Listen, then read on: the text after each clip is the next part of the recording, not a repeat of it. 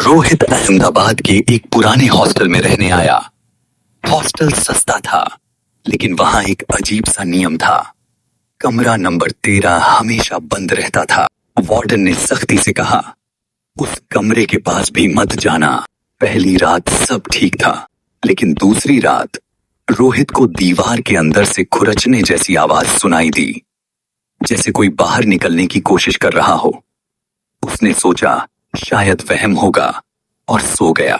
तीसरी रात आवाज और तेज हो गई और उसके साथ किसी के धीरे धीरे रोने की आवाज भी आने लगी। अब रोहित डर गया। उसने अपने रूममेट से पूछा, लेकिन वह हंसते हुए बोला, यहां सबको शुरू में ऐसा लगता है, इग्नोर कर।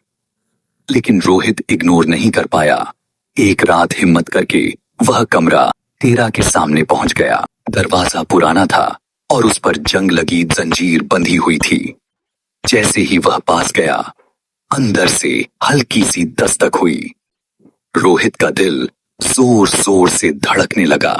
तभी अंदर से एक धीमी आवाज आई, प्लीज दरवाजा खोलो। डर के बावजूद रोहित ने जंजीर हटा दी। दरवाजा धीरे धीरे खुला।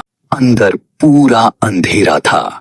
कमरे में कुछ खास नहीं था, बस एक पुरानी कुर्सी और एक टूटा हुआ आईना। जैसे ही रोहित मुड़कर बाहर जाने लगा, उसने आईने में देखा, उसके पीछे कोई खड़ा था। लेकिन जब वह तुरंत पलटा, वहां कोई नहीं था। रोहित डर कर बाहर भाग गया और दरवाजा बंद कर दिया। उस रात वह सो नहीं पाया। सुबह उसने वार्डन को सब बताया। वार्डन का चेहरा एकदम सफेद पड़ गया। वह धीमी आवाज में बोला, 10 साल पहले एक लड़का इसी कमरे में रहता था। एक रात वह लगातार चिल्लाता रहा, लेकिन लोगों ने सोचा मजाक कर रहा है। सुबह वह जिंदा नहीं मिला। तब से यह कमरा बंद है। यह सुनकर रोहित के रोंगटे खड़े हो गए। उसने उसी दिन हॉस्टल छोड़ने का फैसला कर लिया। जब वह अपना सामान पैक कर रहा था, उसने अपना फोन उठाया और उसका खून जम गया।